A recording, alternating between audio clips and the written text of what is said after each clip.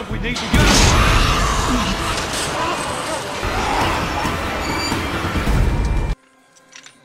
आज हम देखेंगे द वॉकिंग डेड सीजन 4 की पूरी कहानी को, क्योंकि सीजन 4 में लगभग 16 एपिसोड है, तो इस वीडियो को मैं 3 पार्ट्स में डिवाइड करूंगा। और वॉकिंग डेड के पहले 3 सीजन्स की एक्सप्लेनेशन वीडियोस पहले से ही चैनल पर अपलोडेड है। अगर आपने वो वीडियोस नहीं देखी हो तो लिंक मैं आपको डिस्क्रिप्शन में भी दे दूंगा। तो चलिए चलते हैं वीडियो की तरफ। तो कहानी की शुरुआत में हम कुछ महीने बाद का वक्त देखते हैं, जहाँ प्रिजन में अब वुडबेरी के लोग भी रहने आ चुके हैं और रिक ने फिर से अपनी लीडरशिप संभाल ली है। साथ ही उन्होंने प्रिजन के अंदर खेती करना भी शुरू कर दिया है, ताकि उन्हें इतने सारे लोगों के खाने की तलाश में बाहर ना जाना पड़े। जिसके बाद हम एक छोटे बच्चे पैट्रिक को देखते हैं, जो वुडबेरी के सर्वाइवर्स में से ही एक था। वो डैरिल को थैंक्स कहता है, क्योंकि डैरिल ही शिकार करके वहाँ मौजूद सभी के लिए मीट लाता था। कुछ वक्त बाद कैरोल डैरिल को बताती है कि फेंसिस के बाहर अब ज़ॉम्बीज पहले से कुछ ज्यादा ही बढ़ चुके हैं। अब हम देखते हैं कि सप्लाईज की तलाश में एक ग्रुप प्रिजन से बाहर जाने के लिए निकल रहा था, जिसमें जैक नाम का एक लड़का भी था, जिसे बेथ काफी पसंद करती थी।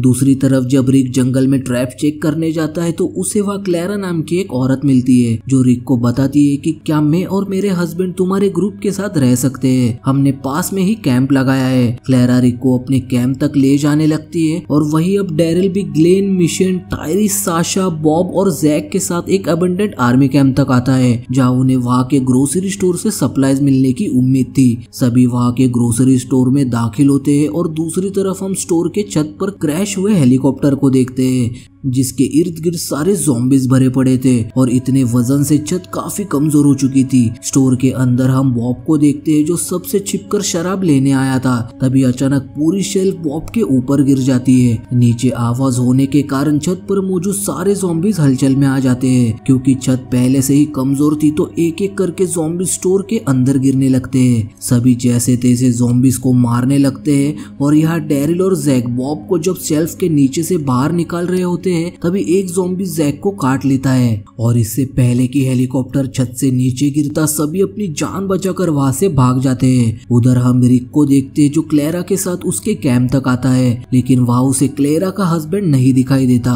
तभी क्लेरा रिक पर चाकू से हमला करने जाती है, लेकिन रिक खुद को बचा लेता है। इससे पहले रिक क्लेरा को मार देता, क्लेरा खुद ही सुसाइड अटेम्प्ट करती है और मरने से पहले रिक को बताती है कि मेरे हस्बैंड पहले ही ज़ॉम्बी बन चुके हैं, इसलिए मेरे ज़ॉम्बी बनने के बाद मुझे मारना मत, क्योंकि मैं मेरे हस्बैंड के साथ ही रहना चाहती हूँ। क्लेरा की बात मानकर रिक उसे वही छोड़कर प्रिजन की तरफ निकल पड़ता है। यहाँ प्रिजन में कैरोल बच्चों को चाकू चलाने की ट्रेनिंग दे रही है, लेकिन ये सब करते हुए काल कैरोल को देख लेता है। कैरोल काल से रिक्वेस्ट करती है कि वो ये बात किसी को भी ना बताए। अब रिक प्रिजन लौटकर देखता है कि उसके पाले हुए पिग्स में से एक किसी बीमारी के कारण मर चुका है। डैरिल और बाकी सब भी सप्लाईज लेकर प्रिजन आ चुके हैं, जहाँ डैरिल बेथ को जैक की मौत की खबर सुनाता है, लेकिन बेथ कोई भी प्रतिक्रिया नहीं देती, क्योंकि उसने अपने इतने लोगों को मरते हुए देखा है कि वो फैसला करती है कि अब से वो नहीं रोएगी। देर रात हम पैट्रिक को देखते हैं, जिसे कुछ ठीक नहीं लग रहा था, इसलिए वो शावर लेने वॉशरूम आता है, लेकिन अचानक से खून में सना पैट्रिक नीचे गिरकर मर जाता है। उसी रात हम फेंसिस के बाहर एक अनजान शख्स को देखते हैं, जो चूहों को ज़ॉम्बीज को खिला रहा था। फिर से सीन आता है पैट्रिक पर, जो ज़ॉम्बी बनकर सेल ब्लॉक डी में घुस आता है, जहाँ वुडबेरी से आए लोगों को रखा गया था, और एक सोते हुए आदमी को मार देता है। सुबह के वक्त हम देखते हैं कि कल रात पैट्रिक द्वारा काटा गया आदमी भी एक ज़ॉम्बी बन चुका है। और बाहर हम मिशन को देखते हैं, जो गवर्नर को ढूंढने निकल रही थी, ताकि वो गवर्नर को ढूंढकर उसे मार सके।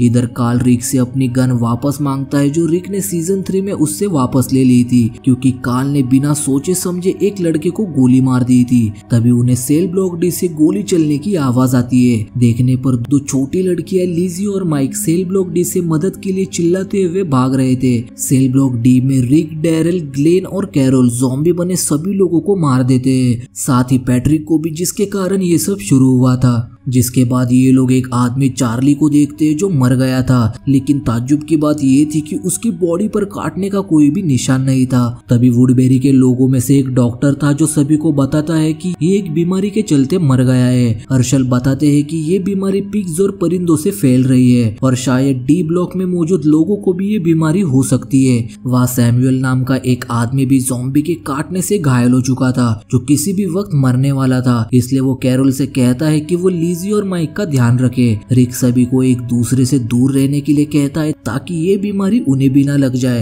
हर्षल और बाकी सभी अब फैसला करते हैं कि सेल ब्लॉक डी में मौजूद लोगों को किसी और ब्लॉक में क्वारंटाइन करना होगा। जिसके बाद बाहर रिक देखता है कि प्रिजन के फेंसेस पर ज़ॉम्बीज ने लटक लटक कर फेंस को पूरी तरह झुका दिया है और इससे पहले कि फेंस गिरकर टूट जाती, रिक और बाकी लोग ज़ॉम्बीज को मारकर फेंसिस पर सपोर्ट लगा देते हैं। तभी साशा फेंसिस के पास मरे हुए चूहों को देखती है, जिससे सभी को पता लगता है कि कोई इन चूहों को ज़ॉम्बीज को खिला रहा था और इन्हीं की वजह से शायद ये बीमारी फैल रही है। ज़ॉम्बीज तादाद में इतने ज्यादा थे कि फेंस पर लगाया हुआ सपोर्ट ज्यादा देर तक टिक नहीं सकता था, इसलिए रिक बाहर जाकर अपने पाले हुए पिग्स को ज़ॉम्बीज को खिलाकर फेंसिस से दूर लेकर आता है। तब तक जब तक अंदर ग्लेन, मैगी, साशा और टायरिस प्रिजन को सिक्योर नहीं कर लेते। इधर लिजी को काफी बुरा लग रहा था कि सभी ज़ॉम्बीज को मार रहे हैं। तभी कैरोल वहां आकर लिजी को समझाती है कि ये पहले से ही मरे हुए हैं और ये काफी खतरनाक है, इसलिए इन्हें मारने पर तुम्हें बुरा नहीं लगना चाहिए। दूसरी तरफ कार्ल रिक के पास आकर उसे बताता है कि कैरोल बच्चों को हथियार चलाना सिखा रही है और उन बच्चों के पेरेंट्स को ये बात नहीं पता और कैरोल को ये भी नहीं चाहिए था कि मैं आपको ये बात बताऊं। रिक कुछ सोचता है और कार्ल को उसकी गन वापस लौटा देता है, जिसके बाद वो पिग्स के शेड को जला देता है ताकि ये बीमारी आगे ना फैले। प्रिजन के अंदर टायरिस जब कैरन से मिलने उसके सेल में आता है तो वो देखता है कि सेल में कैरन नहीं बल्कि सिर्फ खून पड़ा हुआ है। खून के निशानों का पीछा करते हुए जब टायरिस बाहर आता है तो उसे पता लगता है कि किसी ने कैरन को घसीटते हुए बाहर लाकर जला दिया है। टायरिस ये सब डैरिल, रिक और कैरोल को बताता है कि किसी ने कैरन और डेविड को जलाकर मार दिया।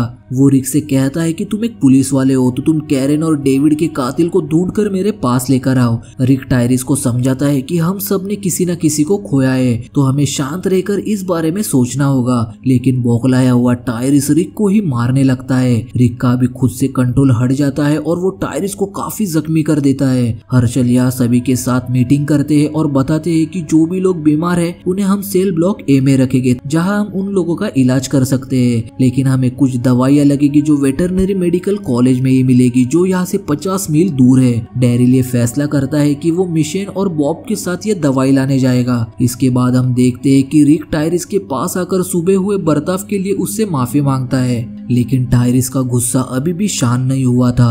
वो रिक से सीधे मुंह बात नहीं करता और वहां से चला जाता है। इधर मैगी देखती है कि ग्लेन को भी ये बीमारी लग चुकी है और उसकी हालत काफी खराब है। कैरोल सारे बीमार लोगों को सेल ब्लॉक ए में क्वारंटाइन कर रही थी और यहाँ मैगी बेथ को बताती है कि ग्लेन भी बीमार है, इसलिए ग्लेन को भी क्वारंटाइन किया जाता है। दूसरी तरफ कार्ल हर्षल के साथ एल्डरबेरी लाने जंगल आता है ताकि हर्षल उससे चाय बनाकर बीमार लोगों को पिला सके। इसके बाद हम देखते हैं कि कैरन के मौत के बाद टायरिस अपनी बहन साशा और बाकियों को सेल के बाहर गार्ड कर रहा है। इसके कुछ देर बाद ही टायरिस को डैरिल के साथ दवाई लाने वहां से जाना पड़ता है, लेकिन जाने से पहले टायरिस कैरोल से कहता है कि वो साशा का ध्यान रखे। टायरिस के जाने के बाद कैरोल रोने लगती है जैसे उसने अनजाने में कुछ गलत कर दिया हो। वहाँ मैगी देखती है कि हर्षल अकेले ही क्वारंटाइन जोन में बीमार लोगों की मदद करने जा रहे हैं, लेकिन मैगी उन्हें जाने से मना कर देती है क्योंकि उन्हें भी ये बीमारी लग सकती है। जिस पर हर्षल मैगी को समझाते हैं कि उन्हें मेरी जरूरत है,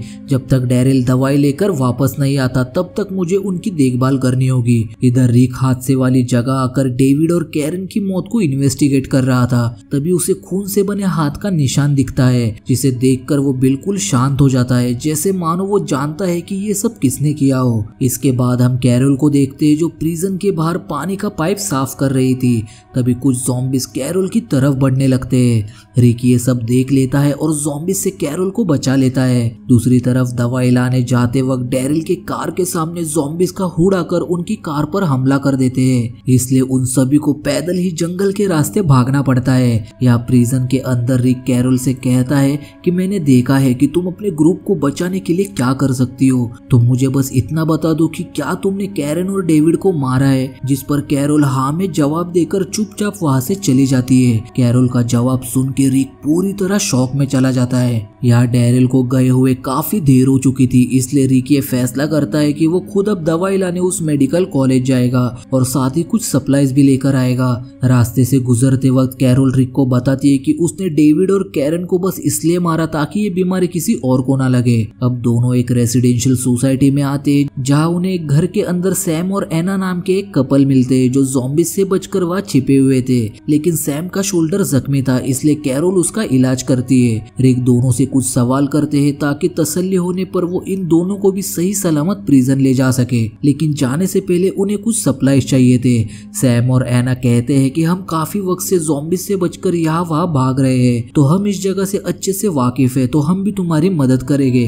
रिक कहता है कि ठीक है, हम 2 घंटे बाद इसी घर में वापस मिलेंगे। डैरिल और उसका ग्रुप भी अब मेडिकल कॉलेज आकर हर्षल ने बताई हुई सारी दवाई लेकर वहां से निकलने लगते हैं। तभी कुछ ज़ॉम्बीज उन पर हमला कर देते हैं, इसलिए उन्हें खिड़की से भागना पड़ता है। लेकिन तभी नीचे मौजूद कुछ ज़ॉम्बीज बॉब की बैग पकड़ लेते हैं। सभी जब बॉब को ऊपर खींचते हैं तो डैरिल देखता है कि बॉब अपनी बैग में शराब की बोतल छिपा कर ले जा रहा था, और ये देख डैरिल बॉब पर काफी गुस्सा हो जाता है। लेकिन टायरिस के कहने पर डैरिल शांत होता है और सभी फौरन वहां से चले जाते हैं। इधर रिक और कैरोल सप्लाईज लेकर उसी घर में वापस जा रहे थे जहां उन्होंने मिलने का डिसाइड किया था।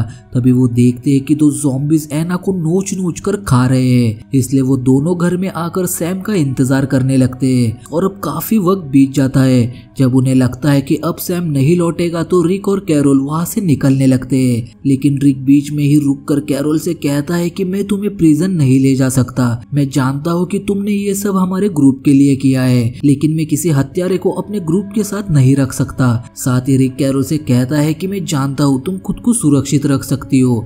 ये कहकर रिक कैरोल को कुछ सप्लाईज और एक कार दे देता है ताकि वो वहां से चली जा सके। अब सीन प्रिजन के क्वारंटाइन जोन में आता है जहाँ लोगों की तबीयत हद से ज्यादा बिगड़ने लगी है, और जो भी मौत की कगार पर है हर्षल उन्हें ऑक्सीजन मास्क से जिंदा रहने में मदद करते हैं। जहाँ साशा और ग्लेन भी हर्षल की मदद कर रहे थे। बाहर रिक भी अब प्रिजन आ जाता है जहाँ फ्रांसिस के पास मैगी को देख वो मैगी को बताता है कि मैं कैरोल को अपने साथ नहीं ले आया क्योंकि उसने ही डेविड और कैरन को मार दिया।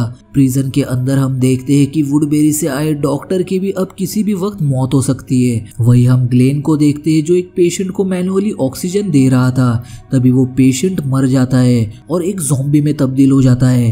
ग्लेन ये देख हर्षल को आवाज लगाता है, लेकिन ग्लेन का गला अपने ही खून से चोक हो जाता है और वो वहीं पर बेहोश हो जाता है। तभी लीजी बेहोश पड़े ग्लेन को देख हर्षल को आवाज लगाती है। इन्हीं सब चीजों के चलते एक ज़ॉम्बी हर्षल पर हमला कर देती है, लेकिन हर्षल उस ज़ॉम्बी को शूट करके मार देते हैं। बाहर रिक और मैगी फेंस को ठीक कर रहे थे, तभी वो दोनों सेल ब्लॉक ए से गोली की आवाज सुनते हैं। रिक मैगी से कहता है कि तुम अंदर जाओ, मैं यहाँ फेंस का ध्यान रखता हूँ। अंदर लीजी एक ज़ॉम्बी को ग्लेन से दूर ले आती है और ये वही ज़ॉम्बी था जिसका ग्लेन ध्यान रख रहा था।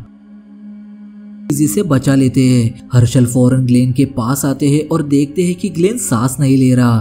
तभी वहाँ मैगी भी आ जाती है और दोनों मिलकर ग्लेन को होश में लाने की कोशिश करते हैं। अब रात हो चुकी थी जहाँ रिक और कार्ल देखते हैं कि ज़ॉम्बीज फेंस तोड़कर अंदर आने लगे हैं, इसलिए वो दोनों अपनी पूरी जी जान लगाकर वहाँ मौजूद सारे ज़ॉम्बीज को मार गिराते हैं। डैरिल भी अब सारी दवाइयाँ लेकर प्रिजन पहुंच जाता है और टायरिस के साथ सभी एक दूसरे का काफी अच्छी तरह ख्याल रख रहे थे। हर्षल को यहाँ पता लगता है कि वुडबेरी से जो डॉक्टर आया था उसकी मौत हो चुकी है, क्योंकि लोगों की मदद करते वक्त पिछले कुछ दिनों में हर्षल उस डॉक्टर के काफी करीब आ चुके थे और वो दोनों अच्छे दोस्त बन चुके थे। अगली सुबह रिक और मिशन कोर्टयार्ड में मरे पड़े सारे ज़ॉम्बीज को ठिकाने लगा रहे थे और वहाँ दूसरी तरफ हम प्रिजन के बाहर एक शख्स को देखते हैं जो प्रिजन पर नजर रखे हुए है, और ये और कोई नहीं बल्कि गवर्नर था, जिसके साथ ही द वॉकिंग डेड सीजन 4 के पहले 5 एपिसोड से ही एंड हो जाते हैं। और अगली वीडियो में मैं सीजन 4 के आगे के 5 एपिसोड्स एक्सप्लेन करूंगा, तो वीडियो मिस ना करने के लिए जल्दी से जाकर चैनल को सब्सक्राइब कर लेना और बेल आइकन को भी प्रेस कर देना। तब तक के लिए थैंक्स फॉर वॉचिंग, बाय।